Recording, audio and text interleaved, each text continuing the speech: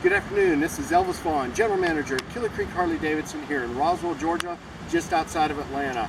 By now we've had the new Fat Bob in our inventory for approximately a week, and I know you've seen a lot of pictures on the motorcycle, but today I want to talk to you briefly about some of the finer points that some of the other dealers aren't touching on. One of the first things I want to talk about is the all-new bobbed rear fender back here. As you can see, you've got a real nice clean view of the back tire. And then two, you'll notice Harley-Davidson has done a really great job now with adding a real nice custom touch to the wheel, in that you've got the Harley-Davidson brand logo outlined on it. Moving on to the exhaust system, it's a nice tri-colored exhaust system. You've got the bronze gold colored heat shields, you've got black heat shields for your passenger here. You've also got the satin finish on your mufflers. So overall it's got a nice visual appeal to it. Moving on up, everyone's talking about the new preload adjuster. It's great, it's super easy to use. Moving on up to the fuel tank. One of the things most riders are going to notice upon sitting on this motorcycle and how it differs from its predecessor is the fuel tank is actually significantly narrower.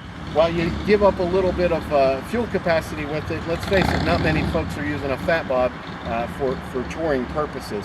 One of my favorite additions this year is the seat, and it's mostly because it has a nice gripper style material. So for folks that maybe you're coming over or crossing over from the motocross world will be familiar with it. It's not slick like it used to be.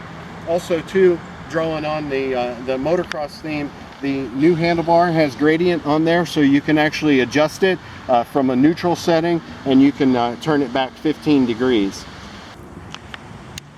Speaking of controls, I want to talk briefly about the all-new Speedo layout. It's integrated digital speedometer with an analog tachometer, and then you actually have a fuel gauge in there as well that reads off in bars.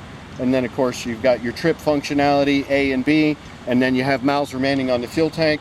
We've got about 25 miles on this. Didn't have it quite filled up. It tells us it's got about 120 miles remaining on the tank. And then of course you've got your clock.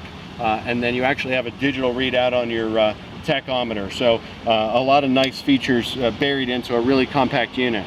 Now I got to tell you, one of the other things that you're not hearing a lot about is the ability to adapt a windshield to this motorcycle. So the first thing I noticed on it was that it did not appear as though there was a good place to mount a windshield to it. But Harley-Davidson engineers really thought this one out. Simply loosen these two bolts, remove the nacelle.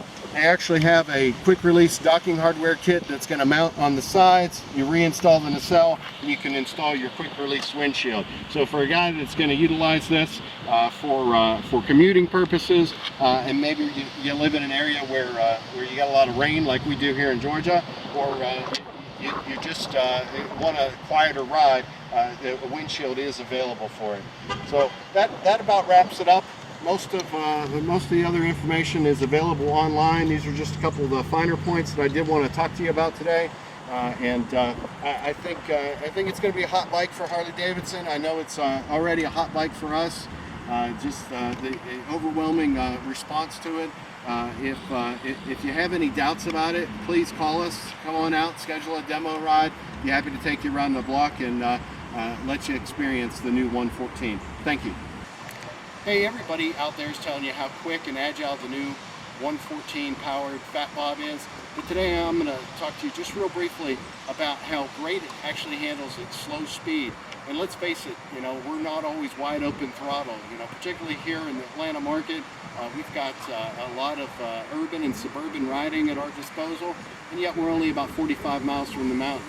So it's a lot of stop and go, especially if you're going to utilize the motorcycle to do any type of commuting or just general running about, and you live anywhere near the city.